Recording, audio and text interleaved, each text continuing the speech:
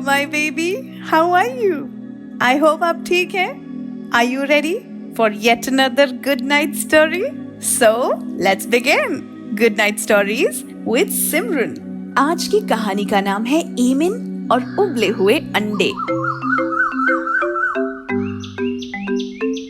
एक दिन एक फार्मर यानी कि एक किसान जिसका नाम एमिन था, उसने एक आदमी से 1 दर्जन बॉइल्ड यानी कि उबले हुए अंडे बोरो किए यानी कि उधार लिए.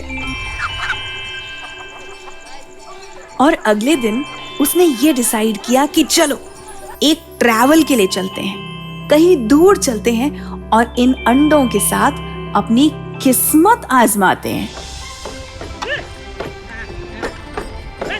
एंड कैन यू गेस, वो पूरे 7 साल बाद after 7 years he returned home. वो घर वापस आया और अब he was a rich man. जिस आदमी से एमिन ने अंडे उधार लिए थे, उस आदमी ने कहा 7 साल पहले तुमने अंडे मुझसे लिए थे, इसीलिए आज तुम इतने अमीर हो. मुझे तुमसे 500 सिल्वर कॉइन्स चाहिए, यानी कि 500 चांदी के सिक्के. एमिन को बड़ा गुस्सा आया. He refused to pay. उसने कहा मैं नहीं दूंगा कोई सिक्के विक्के. अब जिस आदमी ने एमिन को अंडे दिए थे, he got very angry. और वो उसे कोर्ट में ले गया. जज के सामने उस आदमी ने कहा कि एमिन ने उसे 500 चांदी के सिक्के देने हैं क्योंकि उसने 1 दर्जन उबले हुए अंडे एमिन को 7 साल पहले उधार दिए थे. और उसने ये कहा आज वो अंडे अगर मेरे पास होते तो मैं एकदम अमीर आदमी होता. इन अंडों में से कितने अंडे निकलते और कितनी मुर्गियां निकलती.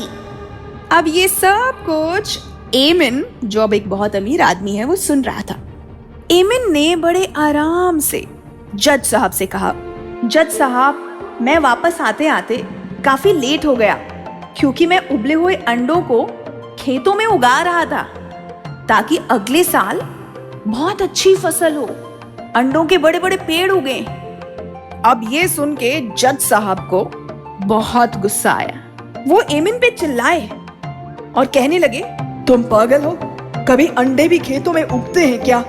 ये बात सुन के एमिन हंसने लगा और कहने लगा, जज साहब, अगर उबले हुए अंडों में से छोटे छोटे मुर्गी के बच्चे निकल सकते हैं यानी कि चूजे निकल सकते हैं, तो अंडों के पेड़ भी तो उग सकते हैं.